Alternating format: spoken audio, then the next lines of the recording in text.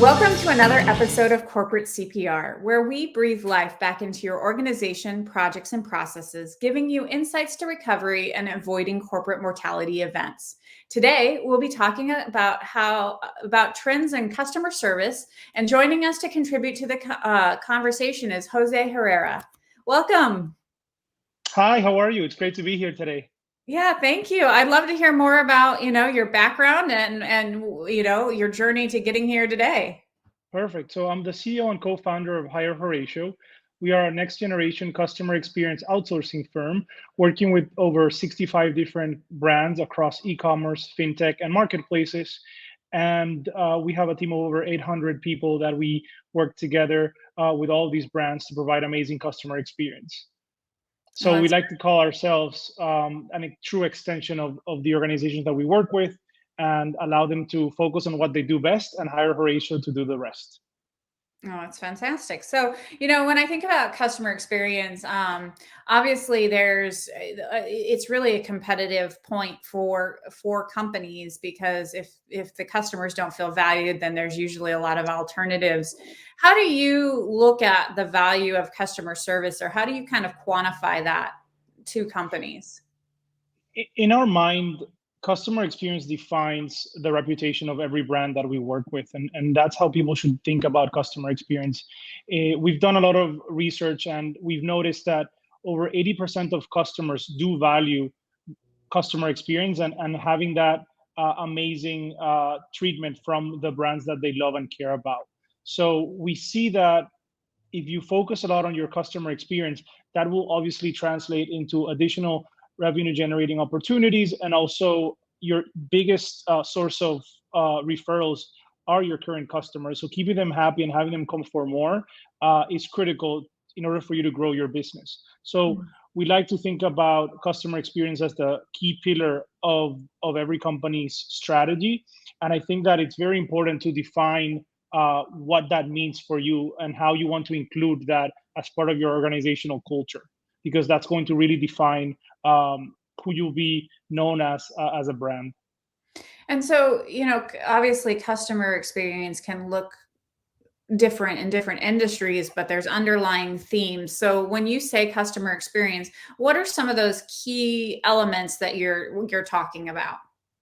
The biggest and most important element is understanding the culture of your brand and what your brand voice is going to be, because you need to really understand what your customers care about, and you need to be able to communicate that seamlessly with every interaction. And the most important thing now that we focus on, now that we live in a digital world, is making sure that that voice and that brand voice is communicated across all channels. So whether you're communicating with your customers through the phone or through live chat or through text message or through email, they should know that it's coming from your team and that that brand voice translates across all the different channels. Yeah, there are a lot of touch points today where a company touches its customers or potential customers. So, how do you kind of advise companies, or how does your company even address maintaining the quality and consistency of those touch points? Yes, I would say that the most important thing when building out a customer experience organization is understanding what your capacity is when it comes to providing the right communication channels to your customers and understanding your customer demographic. Over 50% of customers love speaking with a live representative over the phone, but there's another 50% that prefers communicating through live chat or text message. So you need to understand who your right audience is for your particular brand or product, and then also find a way to quickly resolve the customer issue. And the biggest pitfall that I see a lot of brands doing nowadays is that they want to cover all the channels, but they don't have the right staffing levels. So that ends up hurting them instead of helping them, because when you have all these open communication channels and you don't have the right team in place to support that, then your resolution time is going to suffer. And 90% of customers care about that resolution time, like making sure that you're getting back to them quickly. So for live chat, most customers want a response within a minute of them sending that live chat, right? And they're not satisfied by a bot. They understand and they know when it's a bot. So you have to have that right staffing level in order to communicate seamlessly with those customers through live chat, for example. The same goes for phone. Obviously, um, when you call a brand, you want to, you have so much time during the day that you have allocated to communicate with that brand. So if you're waiting in line for 30 plus minutes, obviously that's a really bad experience for your customer. So the time that they actually one of your team members picks up the phone, the customer is already angry and mad because they were waiting for so long. And if you don't fix that problem after them waiting for so long, then it becomes an even bigger issue. So you have to be careful with how you're opening your lines of communication, and be appropriately staffed to be able to meet your clients' expectations. And we obviously like to exceed clients' expectations, so it's very important to have that right balance. I've noticed recently over the past few months that we, been in the pandemic, that in some industries, customer experience has gone, really down when you're talking about wait times and ways to access, and the one that comes to mind obviously is airlines, who are struggling with profit and profitability due to the lack of travel. But on the flip side, the customer experience is really poor. And, somebody like me who in consulting does a lot of travel and is at the top tier of, the airline membership, still has to wait an hour. And I can't imagine the people who then don't have that status and that are maybe waiting 3-4 hours. I mean, do we think that people are going to start accepting this, or do we think that there will be kind of a revolt to this type of treatment, and more investment will be made again into the customer experience space? Yeah, I think that definitely we're going to start seeing more investments, and I think that the airlines that will win this game at the end of the day are the ones that are going to go above and beyond for their customers, no matter the tier status. I also was a big tier guy when I was traveling for my previous job, and I remember that it is a different treatment. And I think that nowadays we're seeing that all customers matter, and you need to find a way to like communicate and be proactive with what's going on. And so, hopefully we'll see a revolution when it comes to the support that we're seeing from airlines, right? And I think that that traditional old model that we had, and we're starting to see some of the airlines change their elite status qualification programs. I think that they're starting to realize that they need to change with the times, and I think they need to figure out a better way to support all customers, not just the elite members, of course. Yeah, I mean, I agree. There should be some sort of base level of expectation that everybody can expect, and timely phone calls, quick support, things like that. And then if you have elite status, that's something that goes to like building that loyalty, but shouldn't be infringing on that base customer service that definitely everybody should be receiving. I know it's really frustrating for me. My husband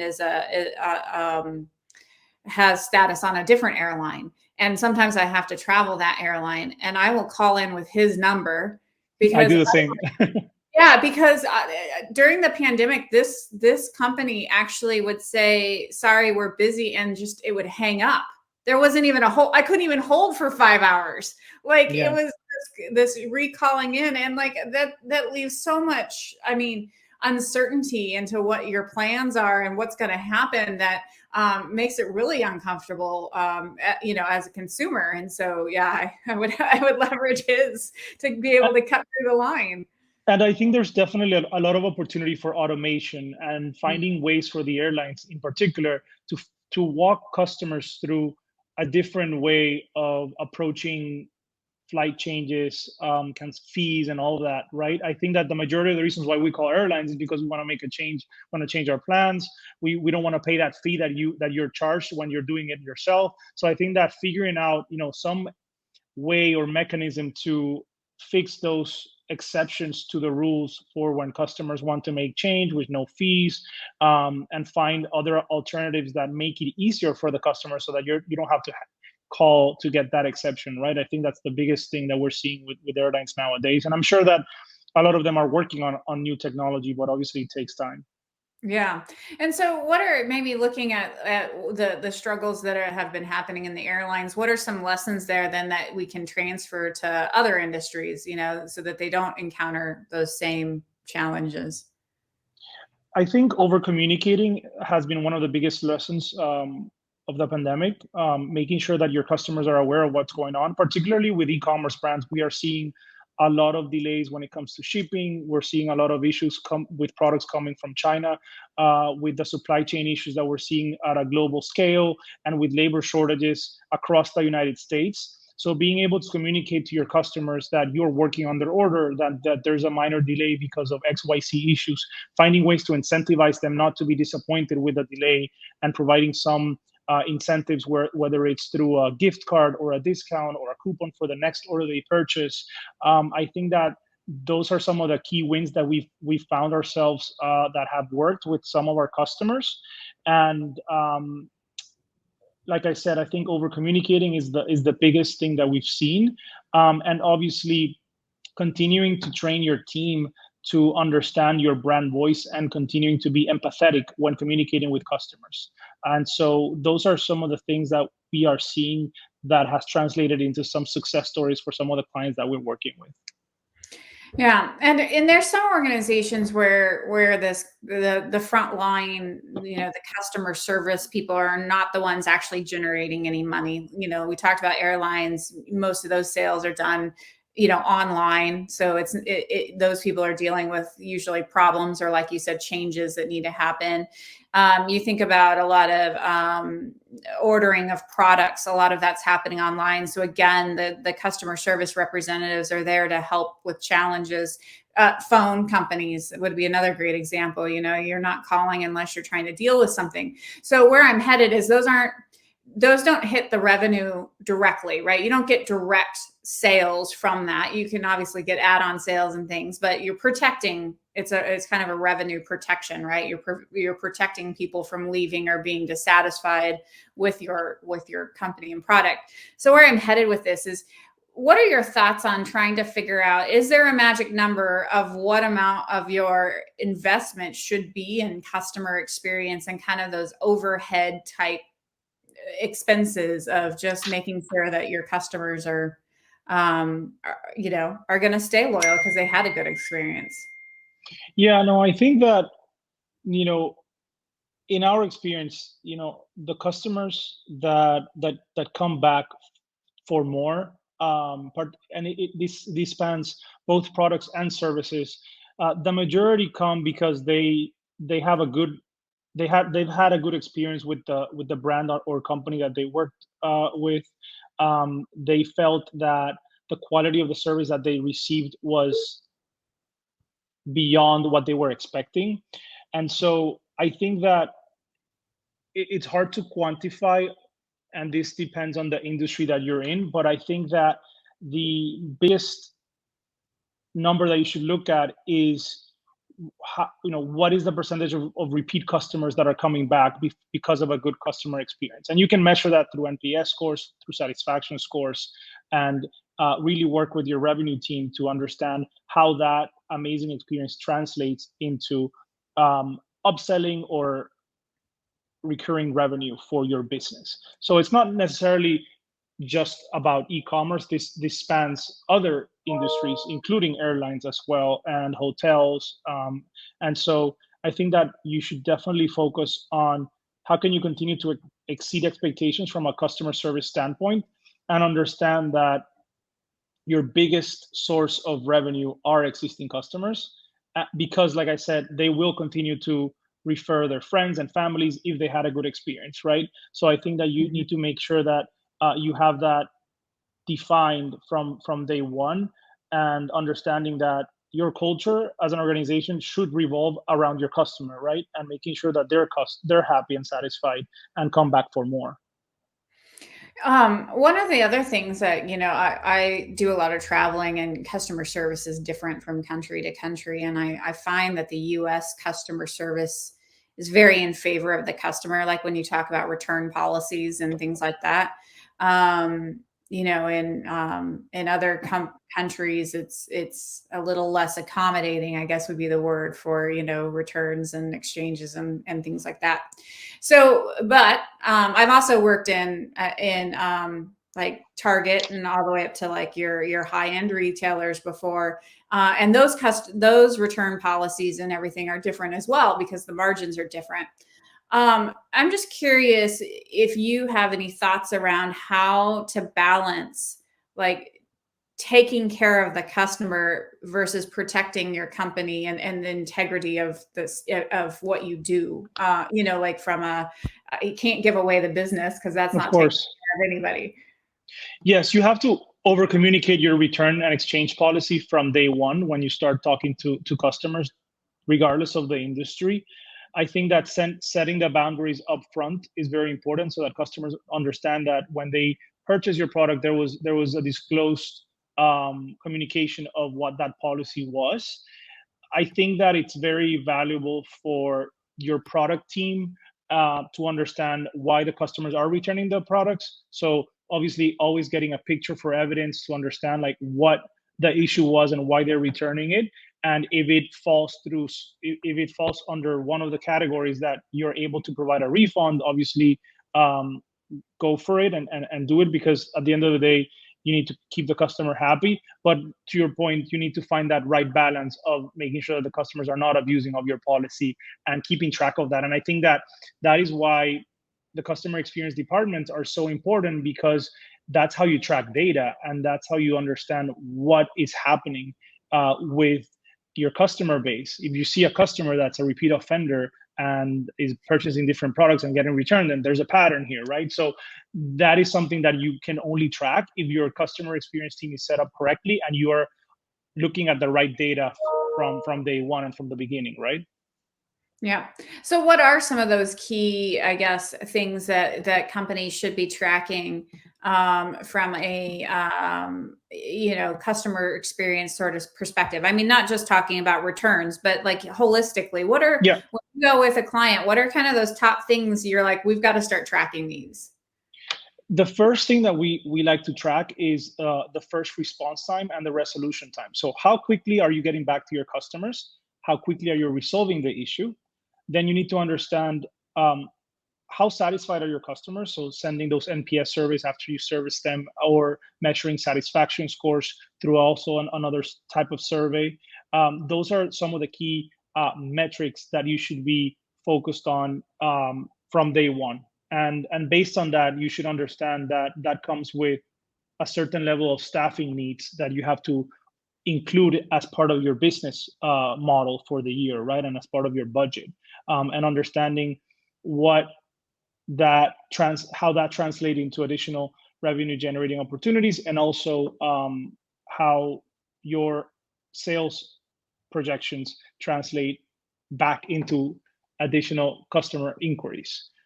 So finding that right balance is critical at the time of setting up a CX organization. Then you need to understand what is the right technology as a CX leader. There are a lot of amazing help desks out there, but they all have a different purpose. So depending on the size of your business, of your client base, if your customers are more active on social, for example, make sure that you find the right help desk that has that social integration so that you can track comments on Facebook, on Instagram, and that you're getting back to your customers in a timely manner.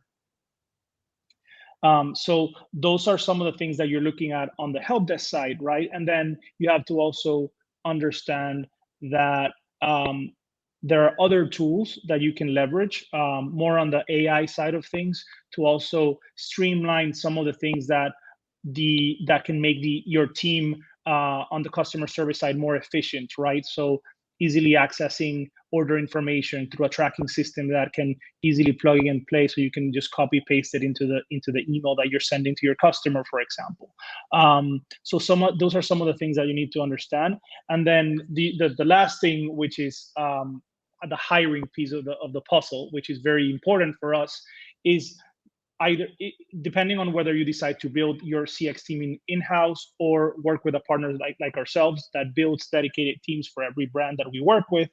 You need to understand that the culture of your partner has to mirror the culture of your organization.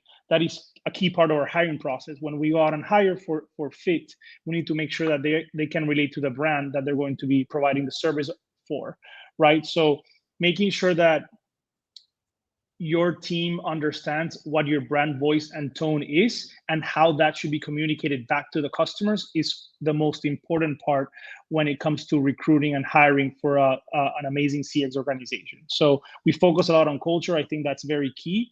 But obviously, the setup of the other things that I mentioned is critical as well in order to set that team up for success. What are some of those things that you've seen that work to communicate, I guess, not only to communicate and get the culture to reflect with the customer experience people, but getting people to really care about, the success of each phone call, or each interaction. It can be wearying, I'm sure, getting, a lot of complaints or talking to a lot of people, and customers are not always friendly, regardless if they have a problem or not. So how do you like really get people excited about, driving that customer experience?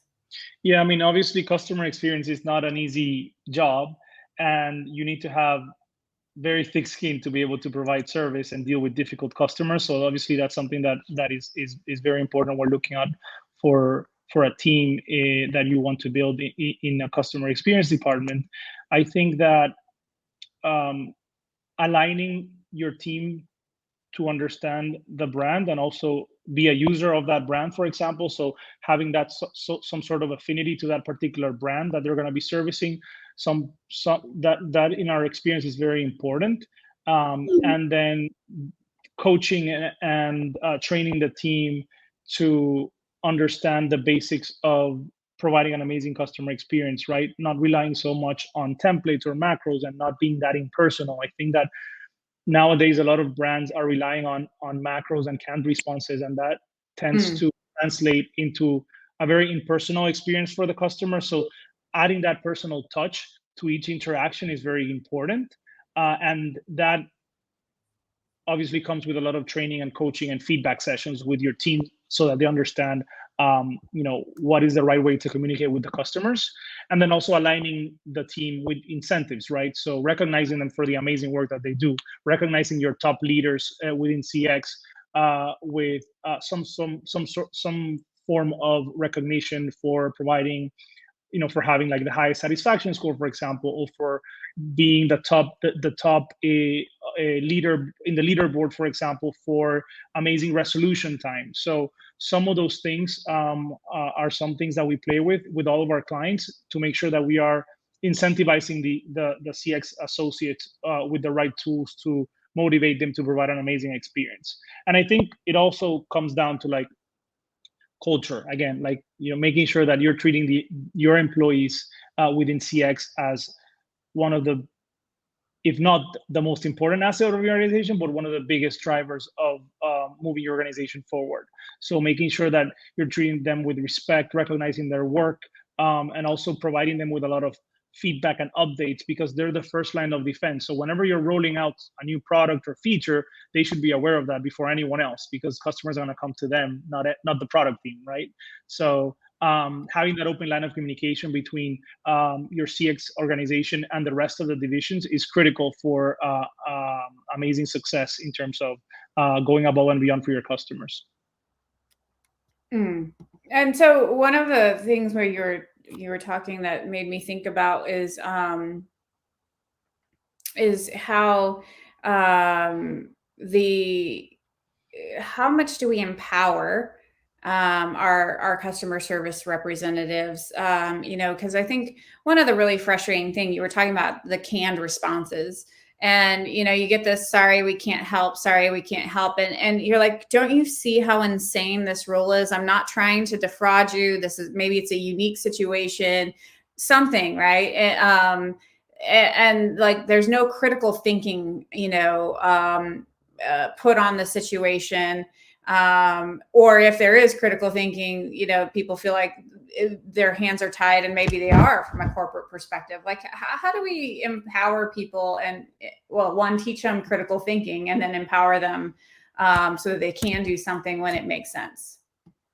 The most important thing is having an open line of communication with your team and making sure that they understand they have the necessary support from their managers to make those right decisions on behalf of the customers and setting the right boundaries, right? So obviously, it all depends on what the monetary impact is of, for example, providing a refund or making an exception for a customer, and having the right escalation procedures to make sure that, if it's above $100, for example, you have discretion. If it's above $100, you have to go through your manager and make sure that you get the necessary approval. So the way to empower the agents is to establish those open lines of communication, providing a lot of feedback sessions. So you're not waiting for a problem to happen, but having one-on-one meetings with all of your team members to provide them with the feedback they need to continue growing and flourishing as a CX leader, and finding those areas of opportunities that would benefit the entire team. So having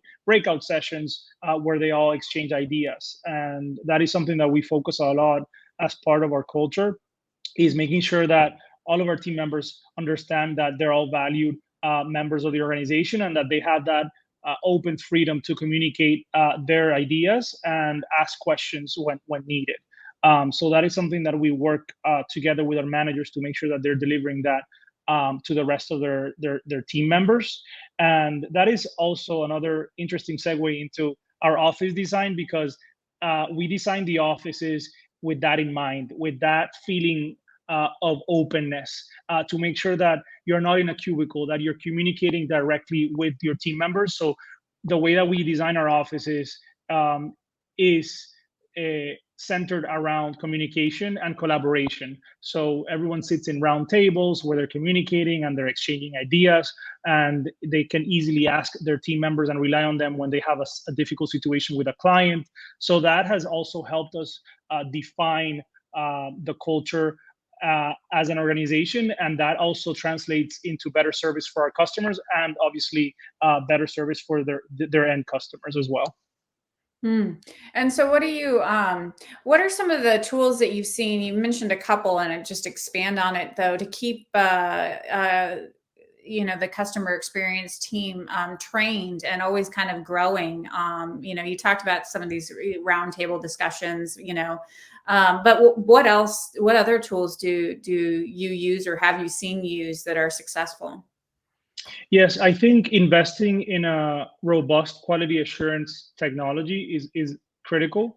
I think that it definitely helps the associates understand where they have areas of opportunities to continue improving. So we focus a lot on investing in that technology to understand where we can improve as a CX organization, and how we can make the experience better for all of our clients. So making sure that you're constantly monitoring and providing feedback to the associates, it goes a long way, and understanding where you need to retrain them to make sure that they're not making those mistakes again, and finding those areas of opportunities of constant improvement. I mean, one of our mottos is Kaizen, which is a Japanese word for constant improvement. And we are big believers of constant improvement, and making sure that the agents are constantly improving or developing their skill sets. So we rely a lot on different technological tools to make sure that we are covering all of our bases when it comes to feedback, and making sure that they have those standing one-on-one sessions with their managers on a weekly basis, so that they can get that feedback they need to continue improving. And so I'm going to ask the question that I'm sure everybody wonders: what happens to those recordings where they say this call is being recorded for quality purposes? So what happens to those recordings, if anything? So those recordings are used for coaching sessions. And so people listen to them on the quality assurance front, just to make sure that they can do calibration sessions with the associates. But the quality assurance program that we have expands beyond just calls. I would say that over 80% of our customers are actually digitally native. So the majority of the communication happens through email, chat, and social media. And we also have a QA tool to monitor those interactions as well, because those are obviously public, and they're out there, and you need to make sure that that brand voice that we're expected to represent is carried across all channels. So that is something that we focus a lot on, and ensuring that we are providing constant feedback to the associates. This is a little bit tangential question, but you made me think of it in saying you're talking about the written communications. What are your philosophy on negative feedback on social media and how to handle that? Do you take it down? Do you leave it up? Like, how do you think the best approach is to build trust with your or customer base? Yeah, so we look at social media on a case by case basis. So we always strive to be on brand for every brand that we represent. And so we have an open communication with that brand to understand what they would like us to do and how they would like us to handle those comments.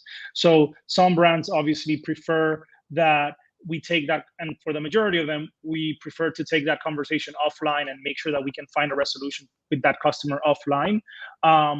And some communication needs to be taken down because it's offensive comment, for example. So we set out parameters with every brand that we work with to make sure that we are aligning by those guidelines and making sure that we are protecting their image and their presence on social media. It's a very delicate subject. So upfront, our implementation team works really hard with every brand to make sure that we're understanding how they want us to handle social, and it all depends on the social channel as well, like depending on Instagram versus Facebook versus TikTok.